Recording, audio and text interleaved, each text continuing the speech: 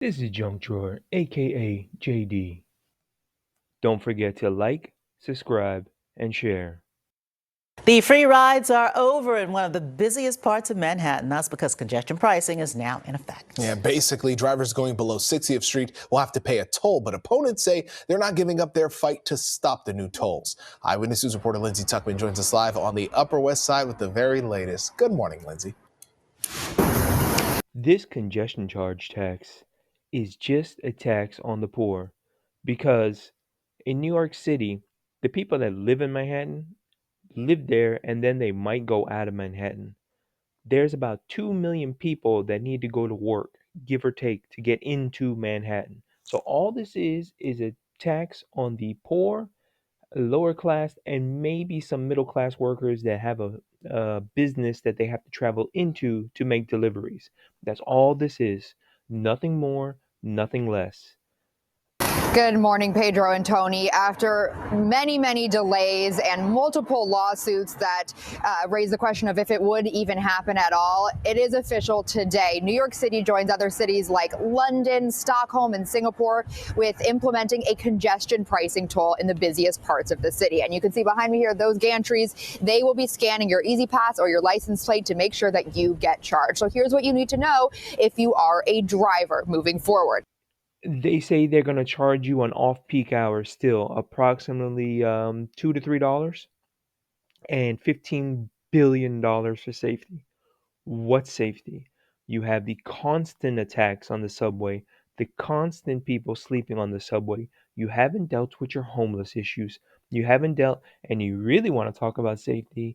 There's the homeless people that are mentally ill that keep attacking people on the subway over and over and over again. And every time you bring out the National Guard, it costs people money, and the National Guard does not ride the trains. They're only in the subway stations. The attacks happen on the train, and it's almost like the attackers wait till the National Guard leaves because obviously you can't afford to pay them all that, every single day for the rest of the year. The attacks kick up again because I guess, yeah, that's a deterrent, having a guy with a rifle there, making sure that no one's doing anything. But then the attacks do still happen on trains. Then there's the lady that's sad and tragic, she was burned to death. This is the Manhattan Central Business District that we are standing right in front of right now, which means anywhere below 60th Street across Manhattan. It does not, however, include the West Side Highway or the FDR Drive. The peak hours that you'll be charged $9 for most cars is Monday through Friday, 5 a.m. to 9 p.m., and Saturday through Sunday starting at 9 a.m. If you don't have an Easy Pass, it'll cost you a little bit more. And the off-peak hours are just $2.25, which is less than one swipe of a Metro card. You also get a crossing credit for cars that are entering those downtown tunnels that already are tolled. Now, the MTA officially revealed the last sign yesterday, the last warning. And it affects the lower class, the poor, and middle class that have to go into work into Manhattan. Only 1 million people out of the 2 million I mentioned earlier go into work on public transport. The other 1 million people drive the car. Okay, granted, maybe some people might bike into work and so on and so forth. But still, you are not making this money because you want to, reduce traffic and reduce pollution. It's bullshit. Plain and simple. This is a money grab. And they're going to court with it. They already lost in the lower courts. But I'm hoping the Supreme Court rules that this is unconstitutional. We have a right to travel and move freely.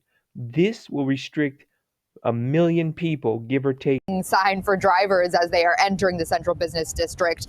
The toll is expected to reduce traffic by approximately 80,000 fewer vehicles a day, with the goal, of course, of less congestion and better air quality, but also to generate money by tolls to provide $15 billion toward MTA capital projects to improve safety and the technology used on our underground subway system. Now, transit advocates have been supporting this program across the board for the most part, but many are still against the plan, including politicians on Staten Island or in New Jersey who worry it will all just move traffic into their areas. We heard from New Yorkers who are for and against the toll.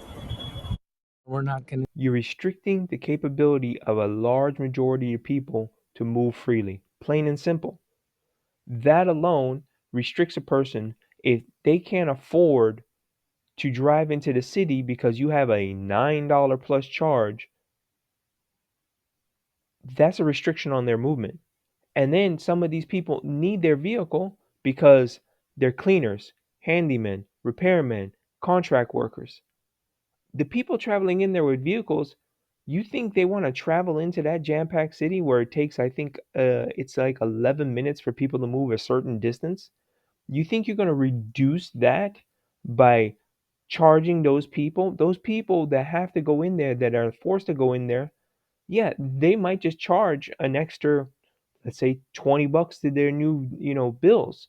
And that's going to kick up to the wealthy people in Manhattan, which is not a big deal. But at the same time, you are affecting those people because some people might lose those jobs to other people that are so desperate that they'll bite the money that it costs to get in and get out every time.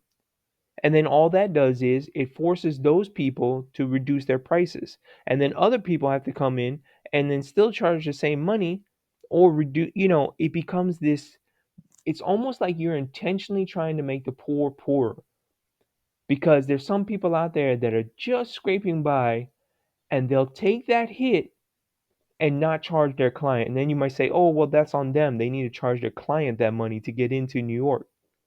Sometimes people have to get into New York to do an estimate. And that doesn't guarantee that their estimate, that they get the job. When we had our roof done, before we had the roof done, we had 7 different contractors go to the house, check the house, give us an estimate. Most people do not just pick the first person in the book. When can you get here? Okay, get the job done. This is just a tax on the poor and trying to force people to get cheaper rates. Now, some political leaders are still pushing for the plan to be backtracked, and there is, I guess, the possibility that a new presidential administration could wind it back as well. But at this point, it is in place, so you better have your Easy Pass ready, because if you enter the Central Business District behind me here, you will get charged. Now, this is allegedly.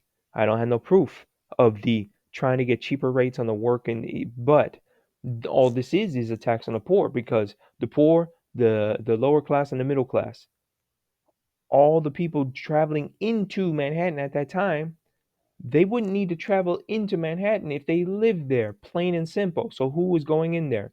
Your workers, your cleaners, your construction workers, your handymen, your repairmen, your doormen, your medical care personnel, your nurses for the elderly that live there. The wealthy elderly that live in Manhattan have their nurses.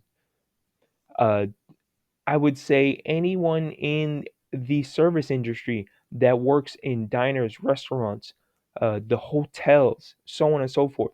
This is only a tax on the poor, the lower class, and middle class. Plain and simple. You can't cut it any other way. And the only other reason they also want to do this is trying to reduce just a little bit of traffic so the people in Manhattan that are wealthy don't have to sit in a little bit of traffic. Ooh, sorry that you had to sit in some traffic. Anyways, if you made it this far, I have a GoFundMe. Don't forget to like, subscribe, and share. The link is in the bottom for my GoFundMe. Thank you.